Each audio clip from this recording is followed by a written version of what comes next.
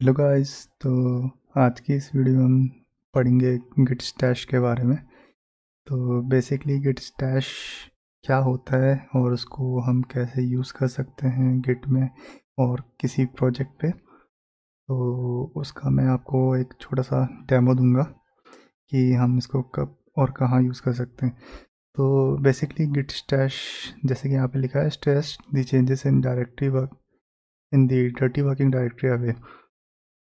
तो बेसिकली ऐसी सिचुएशन में जहाँ पे मान लो आप किसी प्रोजेक्ट प्रोजेक्ट पे या किसी ब्रांच पे काम कर रहे हो और उस दौरान आपने कुछ कोड किया वहाँ पे, और अभी एकदम से ज़रूरत पड़ गई है कि आपको किसी दूसरी ब्रांच पे काम करना है, या हाँ, किसी दूसरी ब्रांच पे स्विच होकर काम करना है। तो उस केस में क्या होगा कि आपने जो चेंजेस किए हैं करंट डायरेक्टरी में, अगर आप स्विच करते हो तो आपको बड़ी दिक्कत आएगी, क्योंकि या तो आपको कमिट करना पड़ेगा कोड, और अगर आप कमिट करोगे क्योंकि आपका काम तो पूरा हुआ नहीं है उस डायरेक्टरी में अभी जो भी आप करना चाह रहे थे, तो वो कमिट मतलब सही तरीके से नहीं होगा और सही भी नहीं लगेगा जब कोई पढ़ेगा उस कमिट को। तो उस सिचुएशन को अवॉइड करने के लिए आप क्या कर सकते हो, गिट स्टैश का यूज़ कर सकते हो। तो बेसिकली ये करता है, जो भी आपकी करंट वर्किंग ब्रांच के अंदर जो भी चेंजेस होते हैं उसको ये स्टैश करके स्टोर। स्टैश का मतलब ये होता है कि बेसिकली सेफली स्टोर करना किसी चीज़ को। तो ये करता है जो भी आपके चेंजेस है उसको स्टोर कर देता है एक जगह पे। एंड देन आपको मतलब जैसे ब्रांच स्विच करनी है, किसी दूसरी ब्रांच पे काम करना है, तो आप सिंपली ब्रांच स्विच कर सकते हो और दूसरी ब्रांच पे काम करके अब जब आप वापस आओगे उस ब्रांच में तो आप वापस से जो भी आपके चेंजेस थे जो आपने स्टैश में सेव कर रखे थे उसको आप यूज़ कर सकते हो। तो ये तो हो गई थ्योरी, अभी थोड़ा प्रैक्टिकल पे आते हैं कि कैसे करना है। तो जैसे ये मेरी करंट ब्रांच संतोष है, ठीक है। तो इसके अंदर अभी कोई भी चेंजेस नहीं है। तो समझ लो जैसे मैं कोई काम कर रहा था और मैंने कुछ कोड लिखा जैसे कंसोल डॉट लॉग संतोष। तो समझ लो कि मैं कुछ काम कर रहा था और मैंने इतना कोड लिखा है, अभी मेरा कोड ये कंप्लीट हुआ नहीं है। तो अभी मैं आता हूँ यहाँ पे स्टेटस करता हूँ, तो ये देखो मेरी एक ये जो फाइल है इसके जो चेंजेस है वो कमिटेड नहीं है अभी। और अभी मैं इस पे काम कर ही रहा था कि समझ लो कि मेरे टीम लीड ने आके या मेरे प्रोजेक्ट मैनेजर ने आके कह दिया मेरे को कि अभी इसको छोड़ो, जिस पे तुम काम कर रहे हो उसको अभी होल्ड पे रख दो और अभी आप दूसरा काम पकड़ो, ठीक है। तो आप अगर दूसरा काम पकड़ोगे तो आप क्या करोगे कि आपकी जो ये ब्रांच है आपको चेंज करनी पड़ेगी, क्योंकि आप मान लो कोई एक मेन ब्रांच है उसके थ्रू आप एक नई ब्रांच क्रिएट करोगे, तो उस केस पे क्या करना पड़ेगा, आपको ब्रांच चेंज करनी पड़ेगी। पर अब अगर अभी मतलब जैसे मेरे पे कितनी ब्रांच है अभी यहाँ पे, मेरे पे यहाँ पे 2 ब्रांच है, ठीक है। तो यहाँ पे मैंने चेंजेस कर रखे हैं, ये मेरे चेंजेस हैं। अब मैं अगर ब्रांच चेंज करता हूँ, मेन में जाने की कोशिश करता हूँ, तो ये कहता है कि switch to main, your branch is up to date with origin main, ठीक है। अब मैं यहाँ गेट स्टेटस करता हूँ, गेट स्टेटस।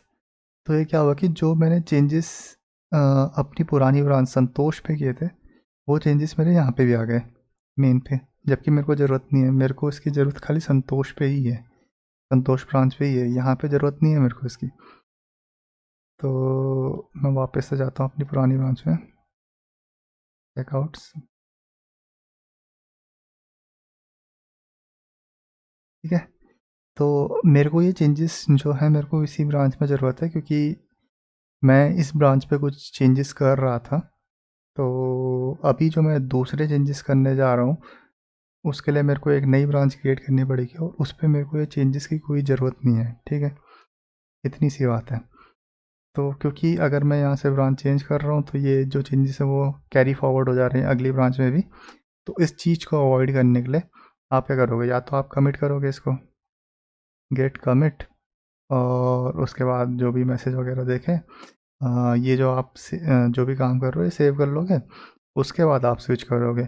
उसके बाद अगर आप स्विच करते हो तो ये चेंजेस जो आपने इस ब्रांच पे किए हैं वो कैरी फॉरवर्ड नहीं होंगे आपकी दूसरी ब्रांच पे। पर उस पे ये दिक्कत है, जैसे मान लो अभी मैं यहाँ पे कमिट कर देता हूँ, पर मैं कमिट करूँ क्या? क्योंकि मैंने तो खाली इतना ही लिखा है कंसोल डॉट लॉग संतोष। मैं तो कुछ सपोज़ मैं एक फ़ंक्शन क्रिएट करने वाला था जो ईमेल भेजता है यूज़र्स को, वो काम तो मेरा पूरा हुआ नहीं है, तो मैं यहाँ पे कमिट क्या करूँ? तो ये थोड़ी मतलब अनटाइडी सिचुएशन हो जाती है, मतलब मैनेज करना इस तरीके के कमिट मैसेजेस को मैनेज करना, कमिट को मैनेज करना सही नहीं लगता जब आप कमिट रीड करते हो। तो इस चीज़ को अवॉइड करने के लिए आप क्या करोगे, गिट स्टैश का यूज़ करोगे। तो आप मान लो गिट स्टैश करते हो, खाली गिट स्टैश लिख रहा हो आप, ठीक है, और एंटर करते हो। देखो यहाँ पे जो कंसोल डॉट लॉग संतोष था वो गायब हो गया। तो ये क्या हुआ कि जो भी यहाँ पे मेरे चेंजेस थे इस करंट डायरेक्टरी पे, वो हो गए हैं स्टैश, यानी कि सेफली सेव हो रखे हैं। अभी अगर मैं गिट स्टैश लिस्ट करूँगा तो ये मेरे को मेरा स्टैश दिखा रहा है, मतलब जो मैंने अभी करंटली सेव कर रखा है, ठीक है। जब आप कोई भी करंट ब्रांच पे कुछ भी चेंजेस को स्टैश करते हो तो आप उसको एक मैसेज भी प्रोवाइड कर सकते हो। और अगर आप कोई डिफ़ॉल्ट मैसेज नहीं प्रोवाइड कर रहे हो तो वो क्या करेगा, जो आपका प्रीवियस कमिट होगा, तो मेरा प्रीवियस कमिट था मॉडिफाइड, तो उस नाम से वो स्टैश को सेव कर देगा।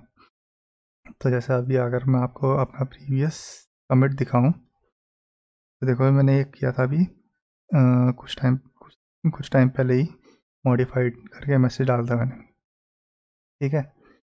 तो ये जो स्टैश है वो भी उसी नाम से सेव हो चुका है। तो ये तो एक तरीका हो गया, ठीक है, स्टैश करने का। मान लो आप जल्दी में हो, ज़्यादा आपने सोचा नहीं, आपने सीधे वो कर दिया, ठीक है। अब आपने स्टैश तो कर दिया, अब मान लो आप स्विच हो गया, अब मान लो अब आप मेन ब्रांच में स्विच हो गए, ठीक है। अब यहाँ पे मैं गेट स्टेटस करूँगा तो मेरे को यहाँ पे जो मेरी पिछली ब्रांच में चेंजेस थे वो नहीं शो हो रहे हैं। तो अब मेरे को जो भी काम करना है इस ब्रांच में मैं कर सकता हूँ, वो काम निपटा के अपना जो पुराना काम था उसको कंटिन्यू कर सकता हूँ, ठीक है। अब मान लो इस ब्रांच में मेरा जो भी काम था मैंने निपटा दिया वो।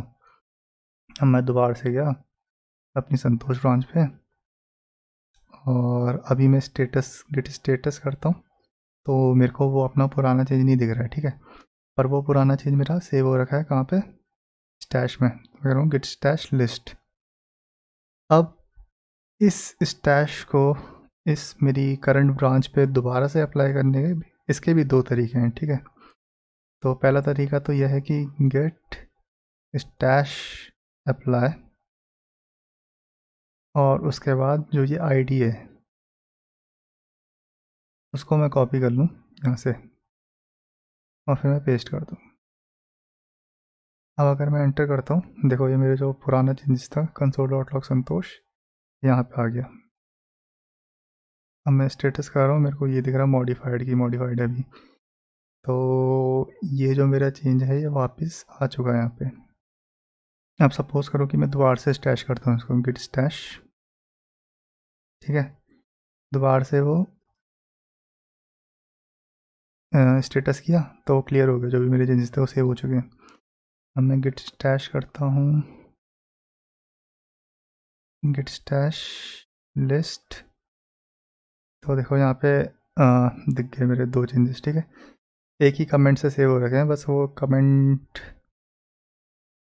बस उसका जो स्टैश आईडी है वो चेंज हो रखी है। तो जैसे मान लो ये तो एक तरीका था कि मैंने जो मेरा स्टैश था स्टैश आईडी की मदद से मैंने वो अप्लाई कर दिया। अभी अगर मैं चाहता हूँ कि जो भी मेरा प्रीवियस स्टैश था, मतलब जो भी मेरा लेटेस्ट स्टैश है, और जो भी आपका, एक बात याद रखना, जो भी आपका लेटेस्ट स्टैश होगा उसकी आईडी हमेशा 0 होगी। अगर इसकी आईडी 1 है तो इसका मतलब ये आपका पुराना स्टैश है, ये लेटेस्ट नहीं है, ठीक है।